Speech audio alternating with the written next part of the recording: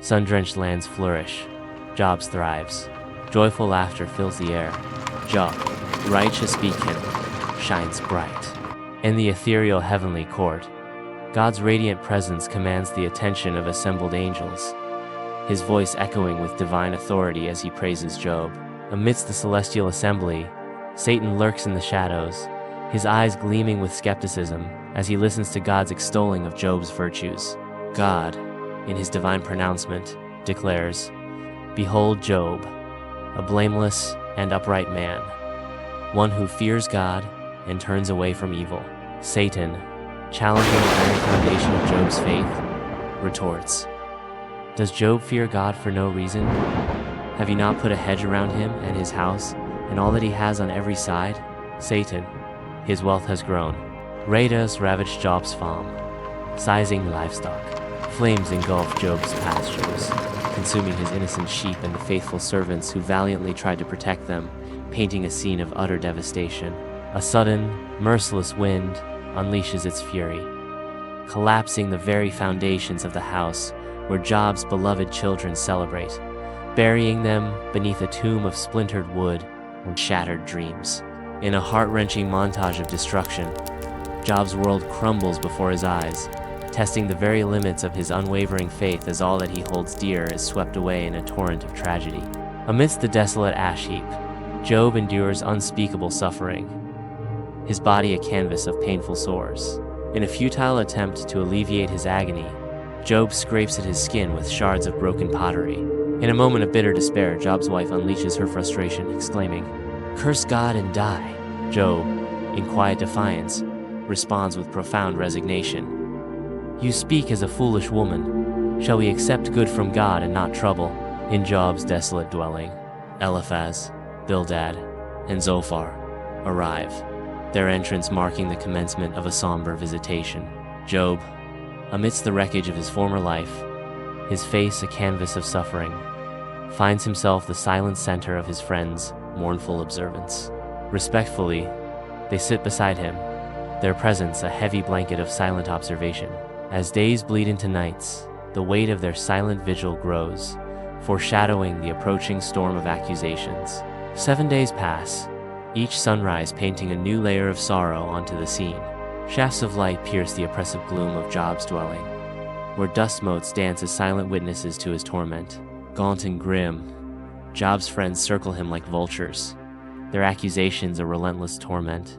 Amidst the ruins of his life, Job, emaciated but defiant, his eyes burn with righteous anger, as friend one declares, "There is no smoke without fire, Job. Confess your sins." His second friend echoes the sentiment with the scathing remark, "Your suffering is a testament to your wickedness." Friend 3 intensifies the pressure with the pointed question, "What hidden evil festers in your heart, Job? Unburden yourself and find redemption."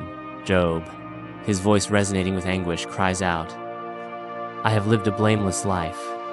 I have feared God and shunned evil. Why then this torment?" In a moment of desperate longing, Job cries, "Oh, that I knew where I might find him, that I might come even to his seat." Under a vast, indifferent sky, Job kneels on the parched earth, a solitary figure wrestling with despair, his body racked with sobs. Job becomes a silhouette against the faint starlight, a testament to his profound anguish. In a moment of tormented defiance, Job clenches his fists, wrestling with doubt and despair, a lone warrior against the night. Amidst the mournful chorus of the wind whispering through the tall grass, Job whispers, "Though he slay me, yet will I trust in him." A colossal whirlwind tears across the landscape, a furious tempest embodying the raw, untamed power of the divine. From the heart of the storm, God's voice reverberates, a majestic and overwhelming challenge to mortal understanding. Job is dwarfed by the sheer magnitude of God's power, overwhelmed by the divine interrogation. In the face of such overwhelming power, Job is left speechless, the weight of the universe pressing down upon him. Amidst the raging whirlwind, God's sovereignty over every aspect of creation is unveiled to Job, a display of immense power. The tempestuous wind becomes a visible emblem of God's unyielding might, dwarfing Job in its overwhelming presence. Job, faced with the divine display, is humbled by the revelation of God's unparalleled power and holiness. Amidst the desolate ash heap, Job is overwhelmed by the divine presence, a testament to his profound humility. In a moment of deep introspection, Job admits he spoke of matters beyond his comprehension, a realization dawning in his eyes. Job repents, acknowledging God's infinite wisdom, a pivotal shift in his understanding and acceptance. Under the benevolent gaze of divine favor, Job's property flourishes anew, a testament to restored fortunes and overflowing blessings. Fields once barren now burst with life, as God's grace rains down upon Job, doubling every measure of earthly wealth. Amidst the revitalized landscape, joyous laughter echoes as Job embraces his new children, symbols of hope and renewed beginnings. In this moment of divine renewal, Job's estate stands as a beacon of hope, a living testament to faith's unwavering power and God's boundless grace. In the land of Uz, under the radiant sun, Job lives a long and fulfilling life, enveloped by the warmth of family and abundance. Surrounded by generations, Job's face reflects a profound understanding of God's character, his eyes mirroring a life enriched by unwavering faith and devotion. Job's ultimate reward is the recognition of God's unwavering presence, a truth that transcends earthly possessions and resonates through generations.